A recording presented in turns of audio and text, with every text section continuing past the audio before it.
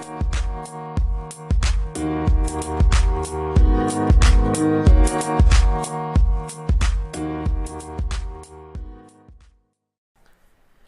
I'm Ruji, and today we're joined with Daniel.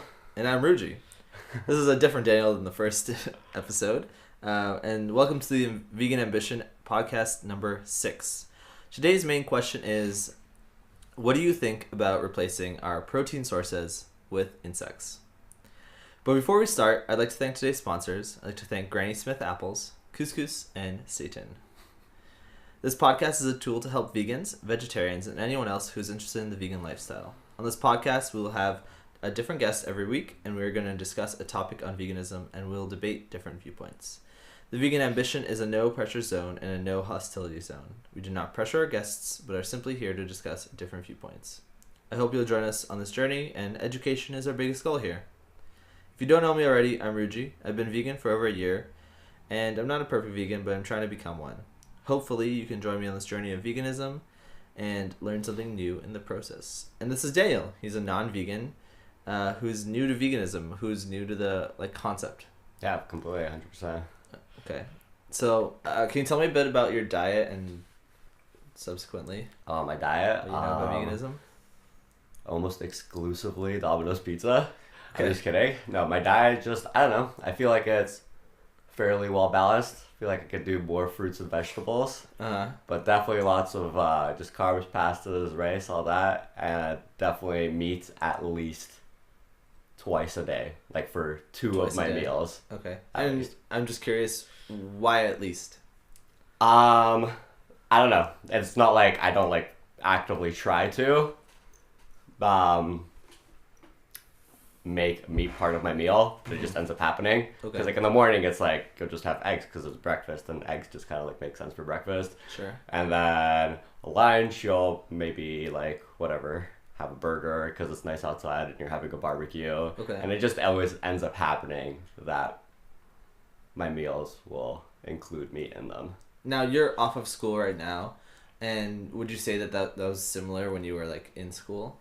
Yeah, definitely. Because every day for school, I'd make my own lunch, and it would just be a sandwich every day, which With will have my turkey or deli meat, slices. stuff like that. Yeah. Okay, cool.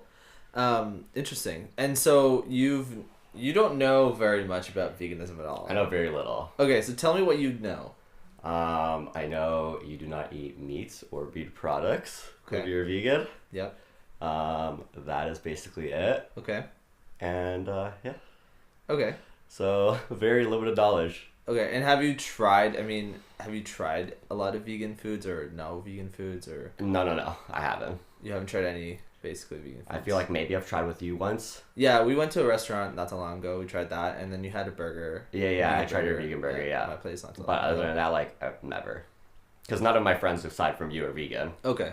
Or even vegetarian or pescatarian or anything. Wow, really? Yeah. You don't have any vegetarian friends or No. vegan friends? That's actually pretty impressive. Yeah, I'm pretty sure. Or definitely not any close friends. So yeah, you were my gateway drug. That's good. I'd like to hear that.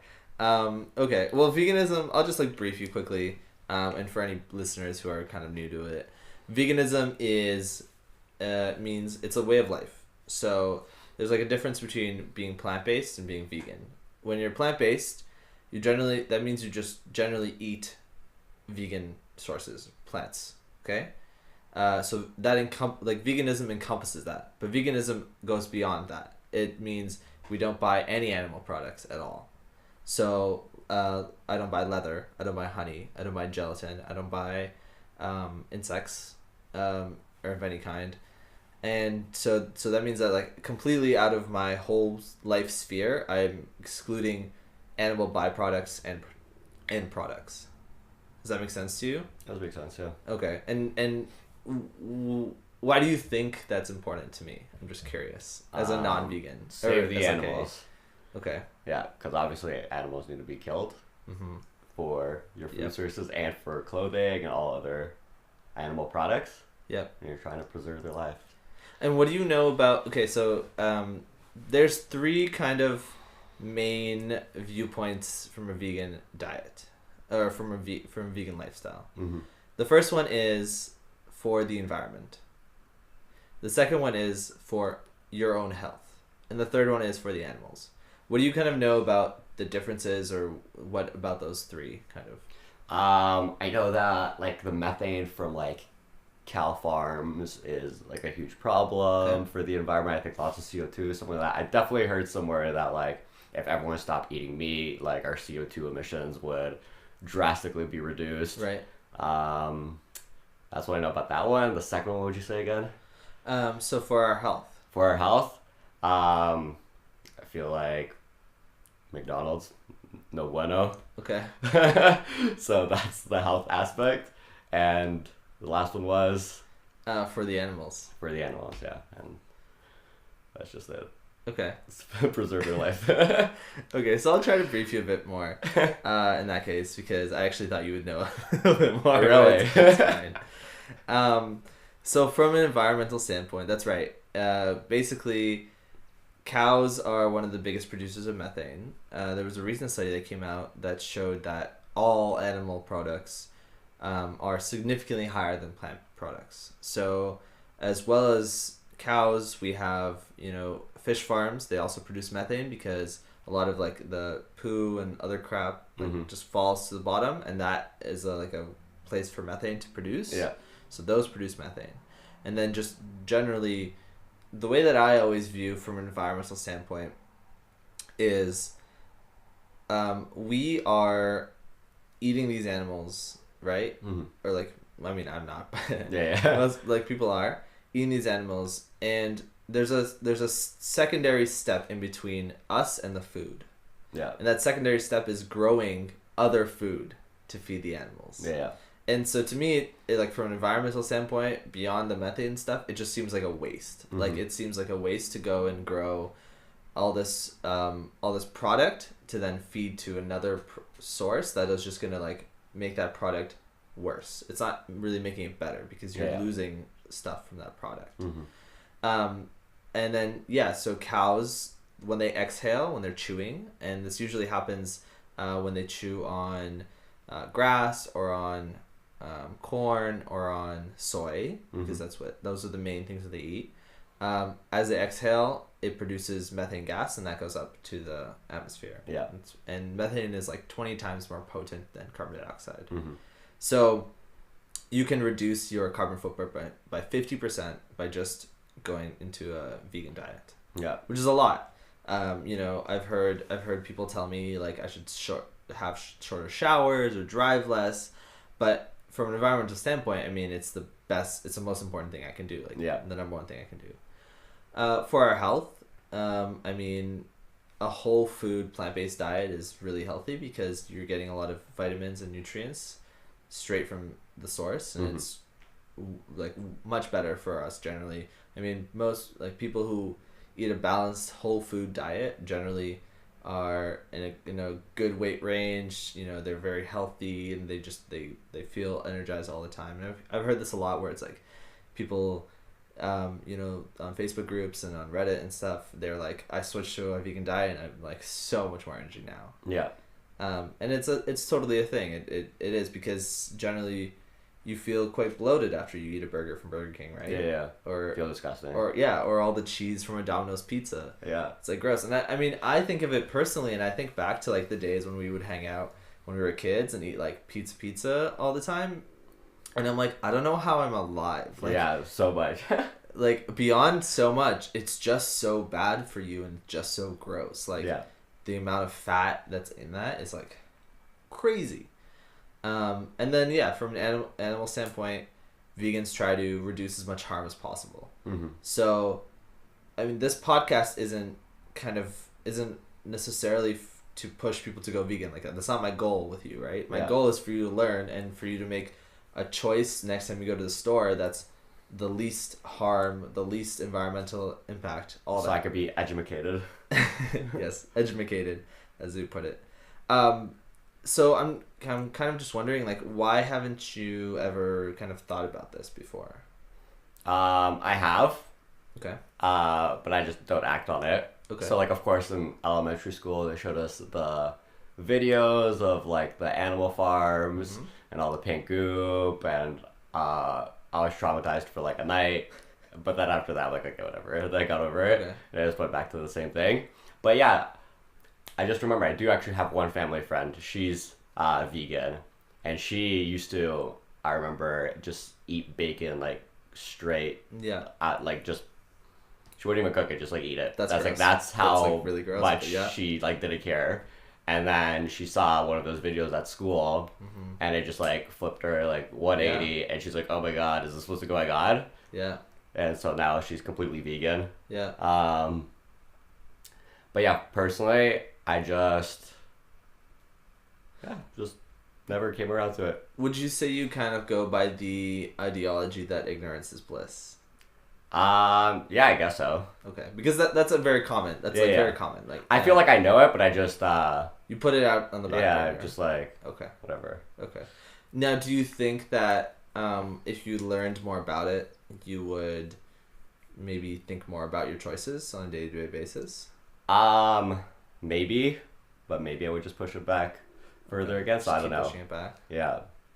It's a curious case, and I mean, there's kinds of like there's people who approach the topic from different viewpoints. So there's some like vegan, what's the word? Advocates.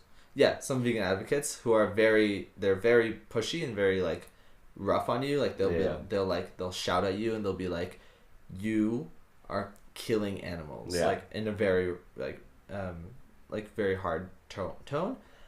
And then there's some that will just try to have a conversation with you and be like, listen, by, stopping consumption of red meat to start, you are cutting down your carbon footprint. You're saving lives of animals on a day-to-day basis.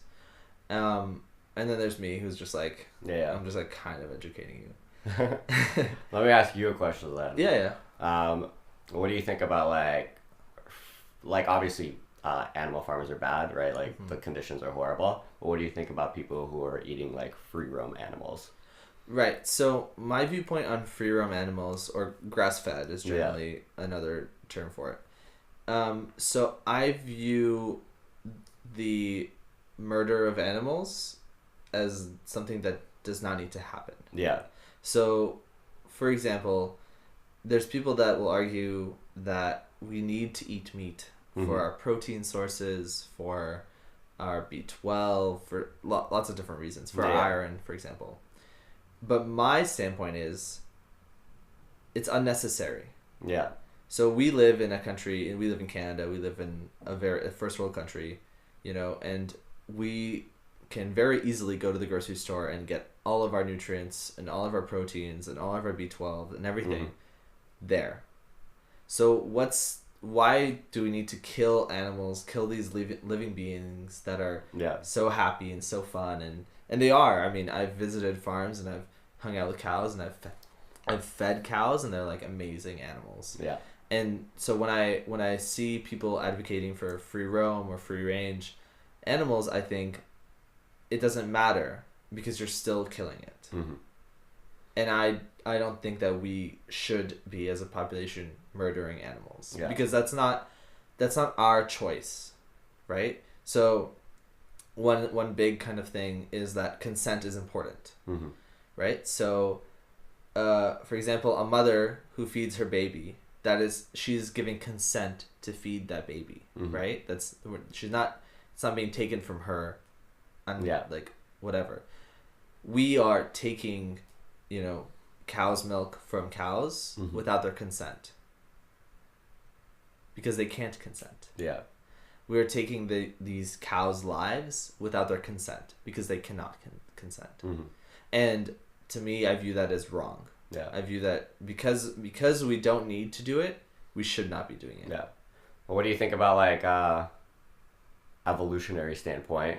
Whereas I imagine being vegan would not have been possible. Like obviously now, like we've got to a point where like, hey, like I can go to the grocery store, get whatever I need.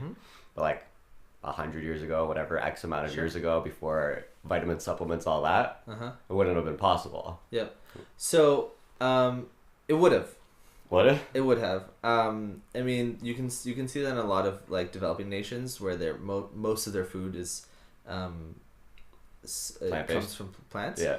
But nonetheless, the way that I view that argument is it doesn't matter. Yeah. We don't. Because we are there now. Yeah. Like that, like, that argument kind of comes down to like, should we be using our phones? Mm-hmm. When 100 years ago we didn't have phones. Yeah. What does that prove? That doesn't prove anything. Yeah, Today we don't need. Today we use our phones because we want to be communicating and have an easy life. Same thing today. We can have a vegan diet because we don't need to do that. Mm-hmm. Does that make sense? It does make sense. Okay. Do you have any other questions? This is great. No. Are you sure? Yeah. There's a lot of different questions. Yeah. Okay. If you have any, bring them up. Because, I'll ask them. Yeah, as they come up. Yeah, because this podcast will be a little different from other ones. Yeah. Because there's more. It seems like there's more questions on your end. Yeah. Which is great. Daniel, have you ever heard of this one type of apple called the Granny Smith? The Granny Smith apple, they're just a bit sour. They're green and they always taste fresh. They're like, every time I bite into it, it's like, I think that they taste fresh because of that sweet, sweet acidic burn they give you. Granny Smith apples are the apples for you. Next time you're apple picking, make sure to pick up the best apple, the Granny Smith. Thank you, Granny Smith Apples, for sponsoring today's episode. Now, Daniel, I'd like to get on today's main kind of question, and that is, what do you think about replacing our protein sources with insects? Personally, I think it's kind of gross. Okay. But I think it's only because the society we live in, Okay. or what like Western society makes it out to be gross. Okay. Because lots of Asian societies have no problem with insects as part of their food. Yeah. But if we could somehow make that switch, where right from like the get-go, you're teaching your kids like, hey, like, it's fine, then it'll end up being normal. Like, it'll just be whatever. So I feel like it's definitely possible. But I mean, from like an ethical standpoint, like, what do you view it as like something that is? Do you think that we should, versus going to a vegan diet, for example? Do you think that we should go there? Okay. Because I had this argument recently with a friend of mine. That's interesting. And he was posing the idea that we should go to a vegan diet plus insects. Mm-hmm. Because they're higher in protein, they're cheaper to produce, blah, blah, all this kind of stuff. Yeah. That's not a horrible idea. Okay. I could definitely see both sides of it. It's like, hey, like, the insect's still a living creature, right? But you can also go with, but it's not a cow. It's not as mentally developed as like a cow or a chicken, because it's just like a little insect. Yep. So I guess I could see both sides of that argument, but for me personally, you just think it's gross. Yeah, I think just insects are kind of gross. Okay. Interesting. So that's all you have to say. Yeah. That's all you think about it. Okay. Well, from my perspective. What were you saying? Yeah. What was the argument? So the argument from this person's perspective, he was a non-vegan, and he basically said we should consume insects to supplement our protein sources. Yeah. My view on that is we don't need to do that. Mm-hmm. So we can sustainably live off of a vegan diet. Yeah. There's no need to kill more animals. And I mean, yes, insects are like animals, and or like some people consider them just like insects, and then some people consider them animals. That gets into like a whole realm of like speciesism, which is like a whole subcategory of veganism, which we can get into that in a second. But like, I just don't think that it's necessary at all. Like, from just a sustainability viewpoint, it just doesn't seem like a place that we need to get to at all. Yeah. Does that make sense? Yeah. Okay. Do you want to know what speciesism is? Speciesism is like arthropods have 8 legs, stuff like that. Yeah. It's the view that that we are, so it's not similar to racism, but it's in the same kind of like ideology as racism. Yeah. Whereas humans view themselves as higher or like more important than other animals. So for example, there's people that will argue for a meat eating diet because they believe that cows are not as important as humans and we should put humans first. Mm-hmm. Does that make sense? Yeah. So I obviously don't agree with that because I'm vegan. What do you think about that? While we're on this topic. I don't know. I guess there's Obviously, like, it's stupid to think that way. Because, like, I'm sure the same people who say that are also the people who are like, yeah, but you can never eat a dog, right? Like, you can't do that, but cow's fine. Yeah. Right? So... It's a great point. I mean, lots of people will... I find it very hypocritical when people are, like, you know, in love with their dogs. And and then they, like... But they're like, oh, but that cow and, like, wherever it's farmed, that's getting butchered, but that's fine. Yeah. And it goes beyond that. It goes to the point where they don't care about, like, animals. Like, and it's kind of a subcategory of veganism, but it also kind of falls into the vegan lifestyle group. Mm-hmm. Very big. It's a very broad group, the vegan lifestyle group. And so it's saying, you know, this animal is just not as important as we are. Yeah. Just like how, you know, in the 60s in America, white people said, you know, that black people were not as important as them. But that's... I feel like if you're gonna make that argument, you have to be consistent with your argument. And if someone's like, all right, here's, you know, a piece of dog because our culture eats dog, you can't be like, no. Okay. Right? Like, if you're gonna make that argument, then you have to be consistent across the board with it. So from a personal viewpoint, then, you would not eat your dog? No, never. Yeah, I definitely have, like, a line. Okay. Why do you eat cow? Cause it is just like part of our diet. I probably would eat dog if. Okay. Again, same with the insect thing. If it was like from day one, it's like, hey, like, dogs, something that our society eats. But in some countries that is exactly that is reality. Yeah. Right. I feel like, I don't know. With dogs, they're just like a house animal here, right? Like a domesticated animal.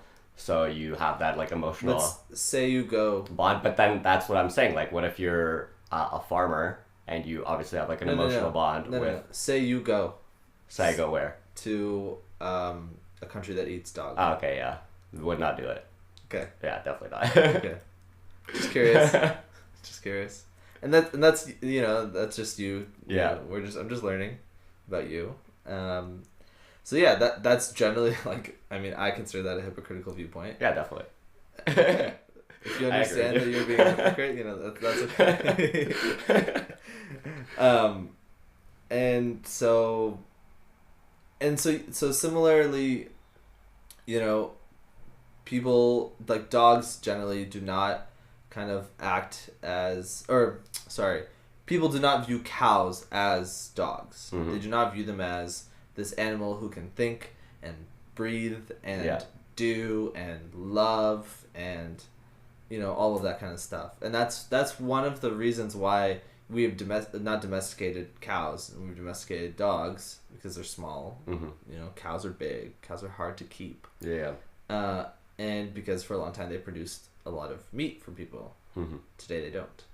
Yeah. Or today vegans don't eat them. Mm-hmm. Maybe. I don't know. On a similar topic then, kind of, we've talked a lot about eating meat.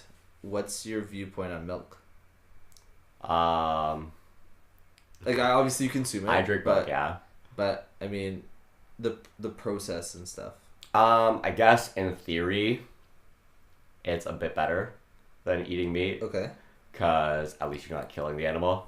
It's still living in horrible conditions, and it's still, like, you know, not having its best life. Okay. Or not living its best life. I have a question, just very quickly. Yeah. Do cows produce milk all the time? I don't think so. They don't. Okay. Do they? They don't. Only when they're pregnant. So they have to impregnate the cow and then milk it. Okay. That's biology. Yes. Good point. And what do they do with the... Kill it. Yeah. That's right. Why don't they just raise it? Generally speaking, as I understand it, the calves are not worth it for them a lot of the time. But they need especially cows like anyways. Male calves are usually not worth it. Yeah. So if there's a male calf, they'll almost always kill it because it's like... You can't even produce milk. Well, like, what's its purpose? Okay, if you think about it this way, okay, so we're on a dairy farm, mm-hmm. right? We usually have like one or two bulls. Yeah. The bulls are what we use to impregnate the cows. Yeah. All these cows live in completely terrible conditions. So they have babies, mm-hmm. but these babies may be, you know, not very healthy, may not be raised well, they may not live. So why would we try to send them off to a farm to raise them when it's easier for us to kill them?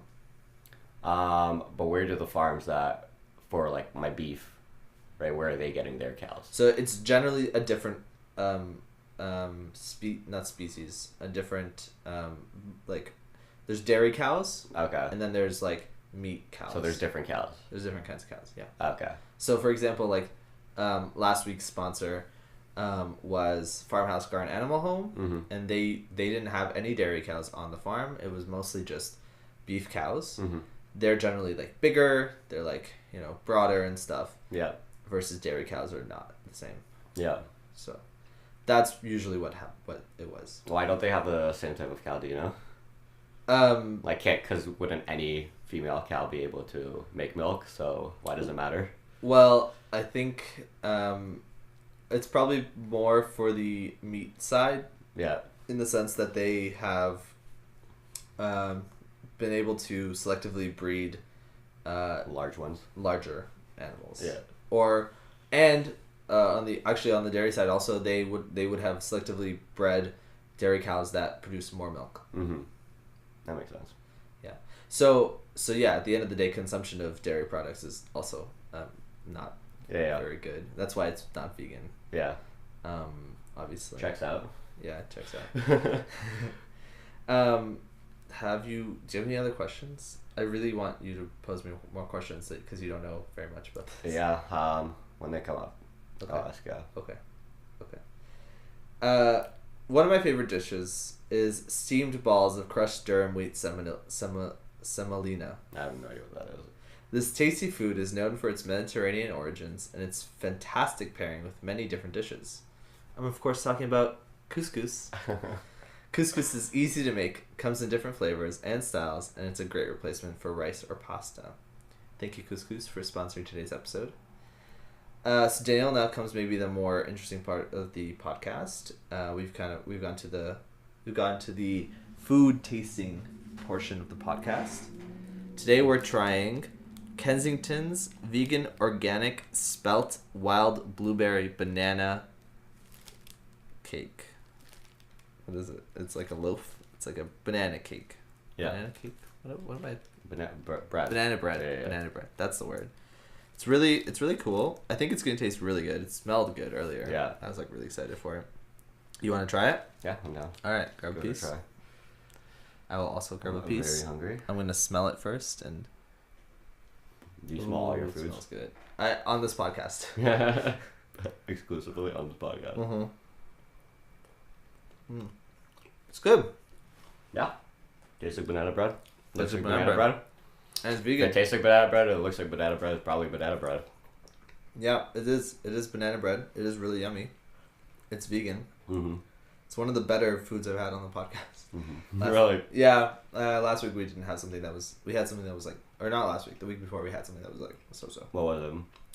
It was these tempeh, bacon strips. Yeah, I should have like couscous salad. I love it. With Well, do you know what tomato. tempeh is? No. Okay, so tempeh is like soybeans that are fermented, but versus tofu. So tofu is like the way you make tofu is you like boil it and you make it into curds, almost like making cheese. It's very similar to making cheese. Tempeh. Fun fact of the day: soy is the only non-meat product that has all 9 essential amino acids in it. And quinoa is also one. Does it? Yeah. Okay, maybe I don't know what I'm talking about. I think quinoa is also one that has like everything. Oh my god, this is like very thick, so it's very hard to speak. It just takes up all your saliva. Yeah. But I'm talking about. Oh yeah, tempeh. So, what tempeh is like the beans, and it's like fermented to get. So they're all like kind of together. So they sometimes have like a weird texture. They tried to like make it into tofu, and it was like not the best. Yeah. Not recommend those.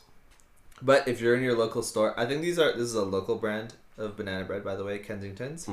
So it's probably not gonna be necessarily where you are. But if you're at a Nature's Emporium, they'll have it there. That's where I got it. It's really good.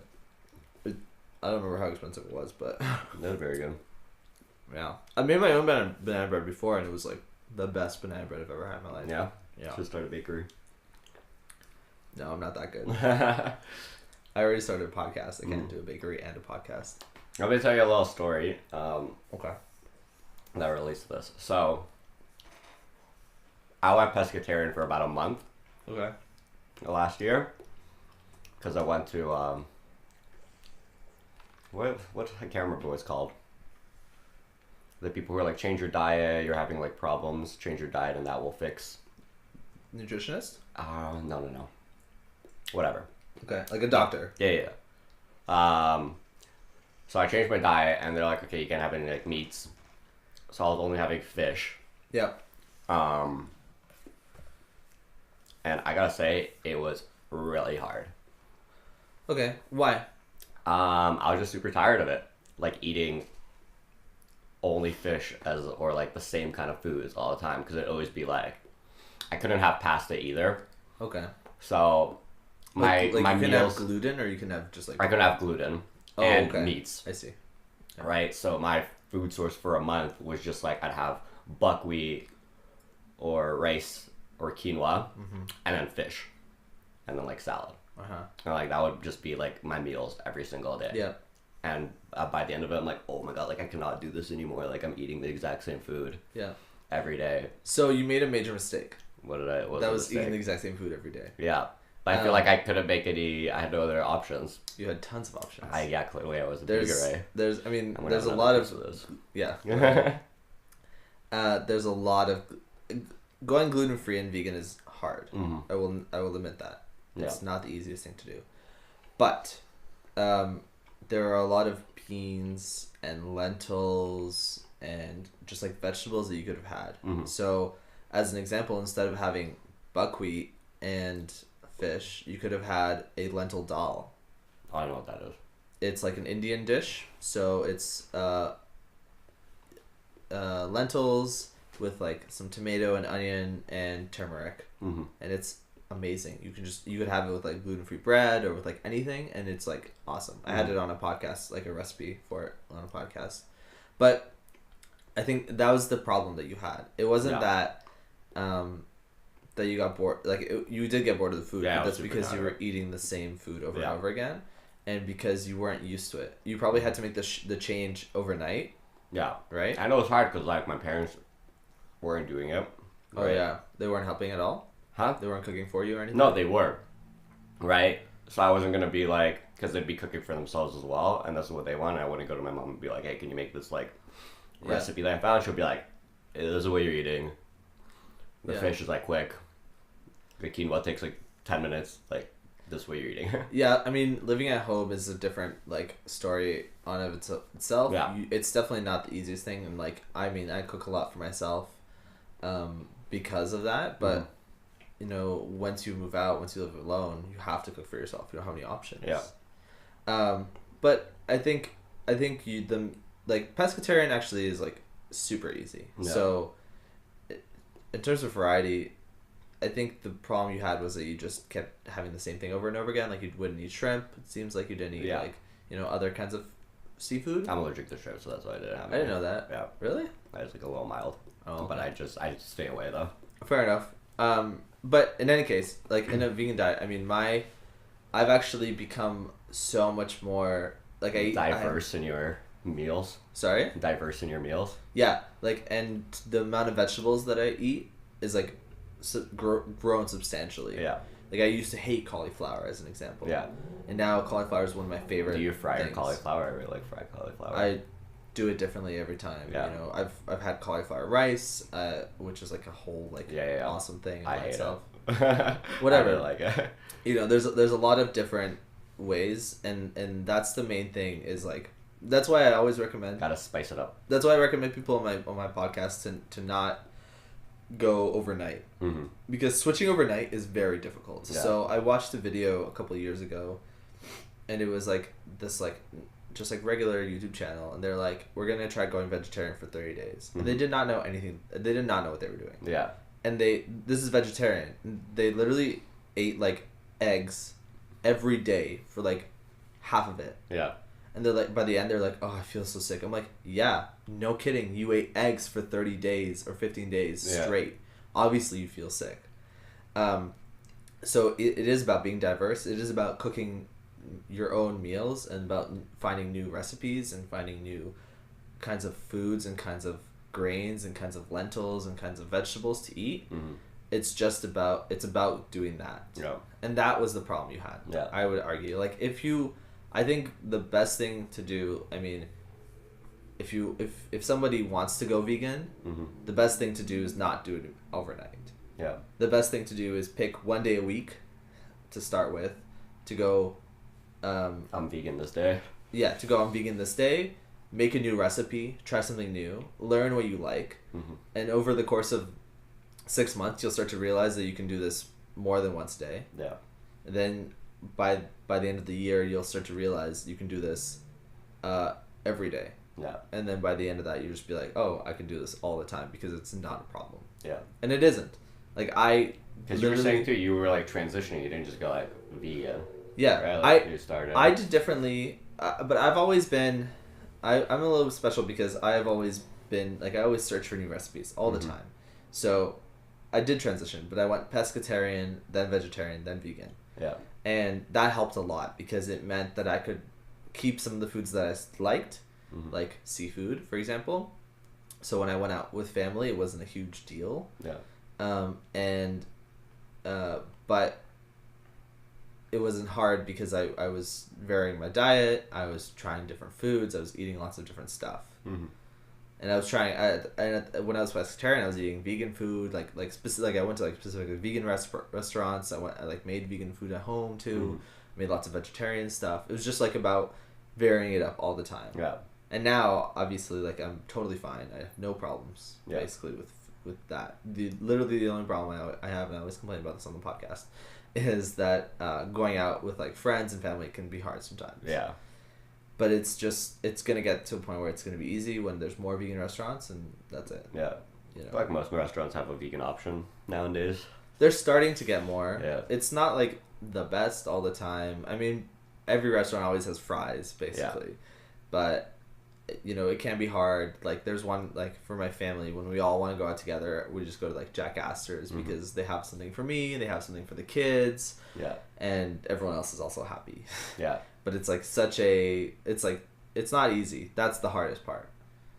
But doing it, you know, 5 times a week, being vegan 5 times a week, and then like whatever, screwing around on the weekends, you're already reducing so much. You're already saving so many animals. You're already saving, helping your own body so much because you're cutting out carcinogens like red meat, and you're helping the environment because you're not producing as much cow. Yeah. What are your thoughts on? So you have a dog, right? I do. What do you think about making your dog go vegan? This is actually the question I'll have next week, but I'll quickly kind of point to it, and that is, I don't know what my view is. Yeah, right now. Because we were talking how 100 years ago wouldn't it be possible to be vegan or whatever X amount of years, but now we have the technology where hey, you could just supplement your diet with this, that, the other. So, should we be branching out, and because we could help our dogs go vegan, our cats go vegan? So there is, I think cats are probably harder, but dogs, there is vegan food for dogs. Yeah. So I know that for sure. The dog that I have here right now isn't my dog, so I'm just feeding it, the same food that it's, my sister gave it. But when I get a dog, which I'm going to get one next year or so, I'm not sure. I need to do a lot of research and think about it a lot because there's an ethical dilemma, right? The ethical dilemma is, do you knowingly keep killing animals for your dog to eat? Or in some cases, maybe some dog will not be able to eat vegan. Yeah. I think cats for sure cannot, I'm pretty sure they can't eat vegan. Yeah. So. Why not though? I think they are like carnivores. Yeah. I don't know exactly. So there's an ethical dilemma there, right? It's like you have to decide what's the best. I would say that if I found out that my animal that I owned, that I adopted, because I do not own that by breeded animals, that I adopted, cannot eat vegan foods, if that's the case, then I will buy it. Because we're getting back to that problem of consent.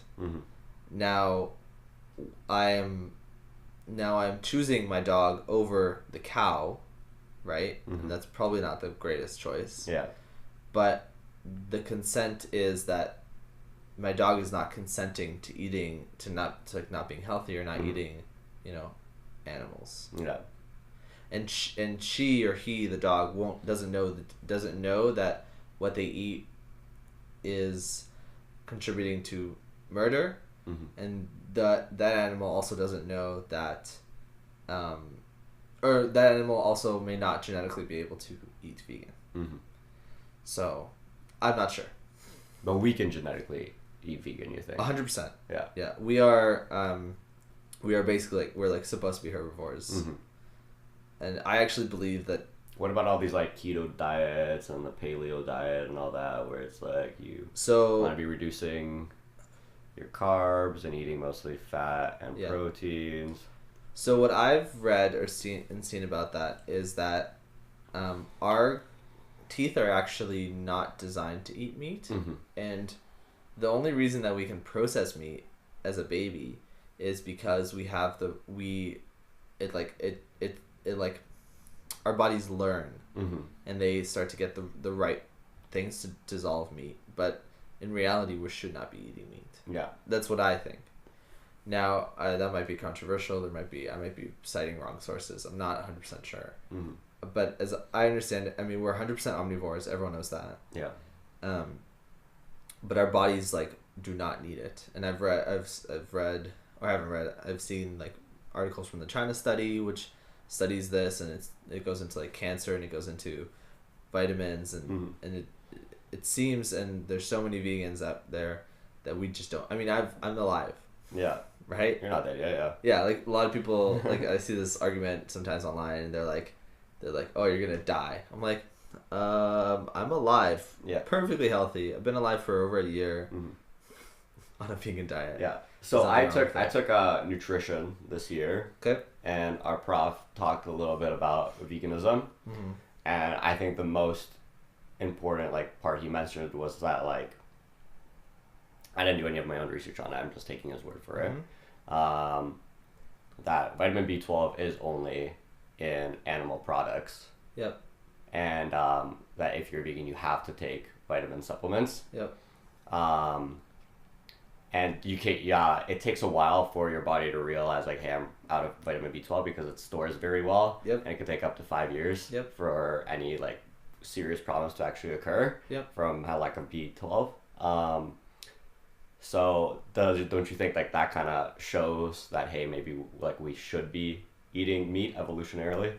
So actually, as far as I've read, B12 is not. So B12 comes from dirt. That's its origin. Yeah. So there's one of two ways that animals get their B12. The one that I've read about the most is that animals are injected with B12. So in reality, that's not us having to eat it. That's not evolutionary. That's we are. Are they fully injected with B12, or are they they want the meat to have more B12, so they're adding extra to make sure people I'm are not sure. Okay. The second way that they would get it is if they ate grass-fed, or they eat or they eat stuff that has dirt in it, because they get their B12 then from dirt. Yeah. And that can pass on. Yeah. Now, our B12 deficiency actually comes from us not washing, or us washing our fruits and vegetables, because we're getting rid of the dirt that they come with. So from that standpoint, evolutionary standpoint, as far as I know, and I might be wrong, so if I am, you can call me out. You can email me, and I will talk about it next week. Yeah. But as far as I know,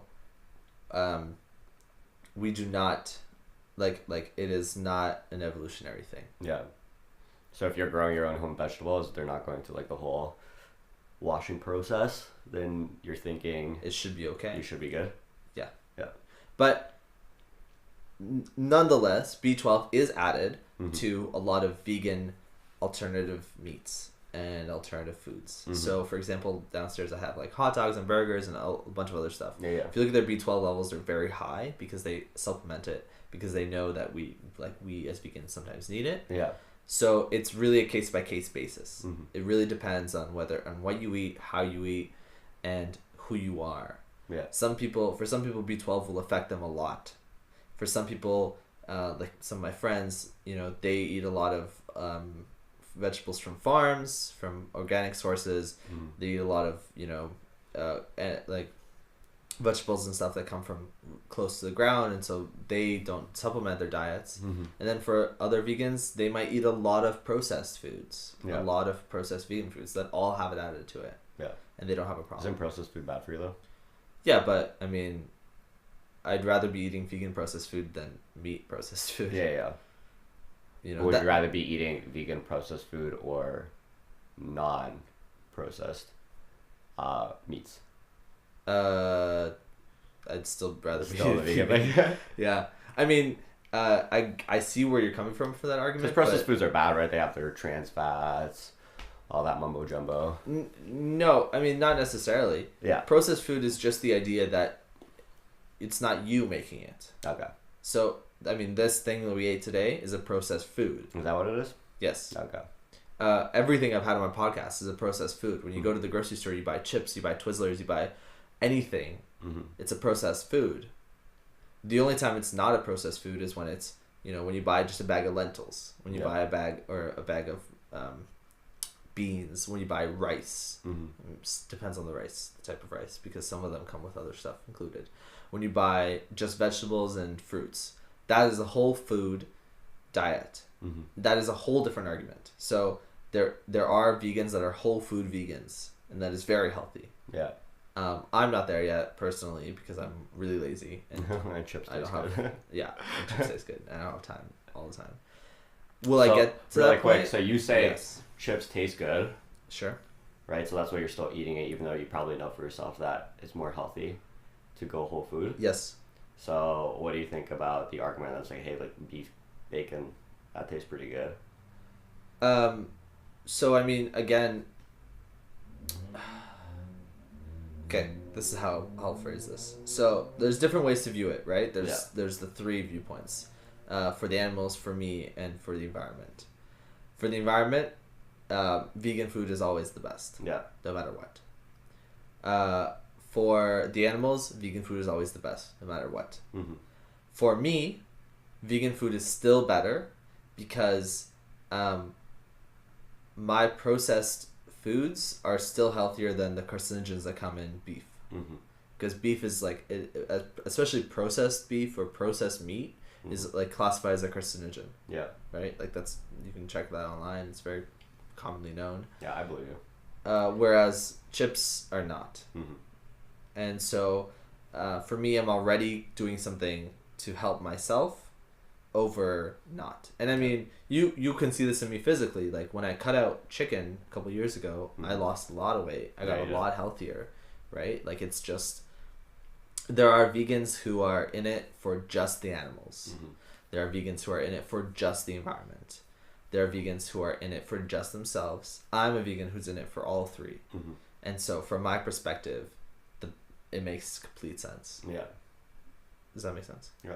Okay. You know what I will add though? Yeah. So like I think we are probably eating way too much meat. Absolutely. And I don't support what's it called, like cutting meat out completely. Okay. But I do think we are eating way too much meat, and you'll be like, I was very surprised to find out like how little meat we actually need. Yeah, I think it's we don't need any protein, right? Well, there's protein in everything. Yeah.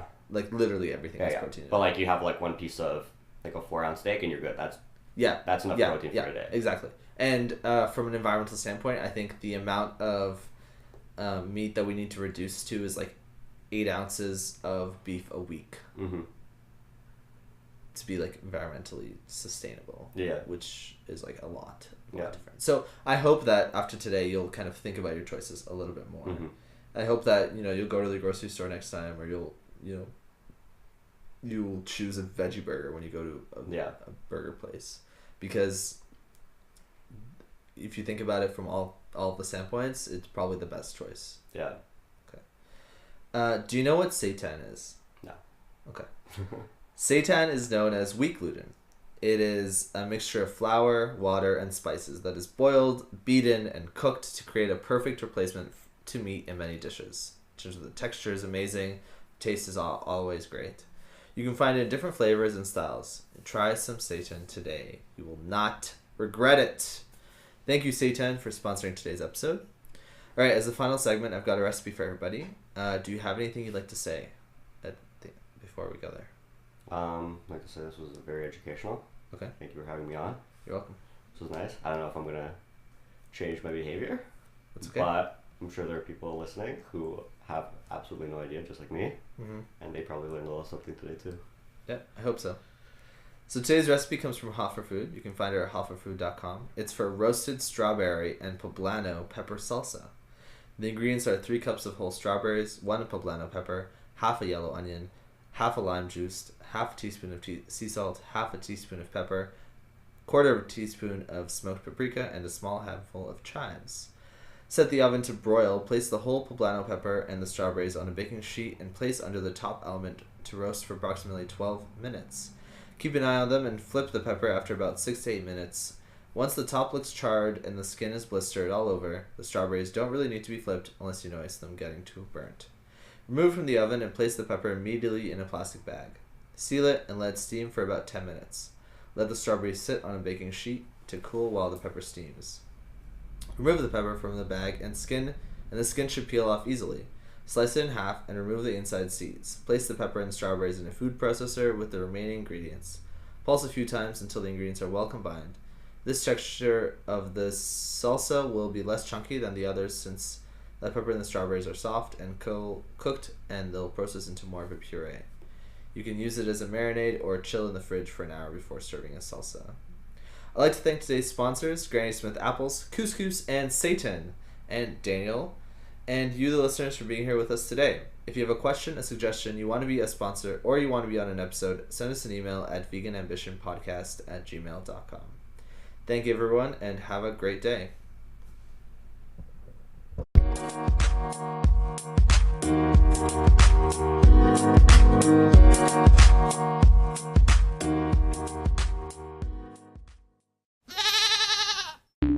The podcast you just heard was published with Anchor. Got something you want to say to the creator of this show? Send them a voice message using the Anchor app, free for iOS and Android.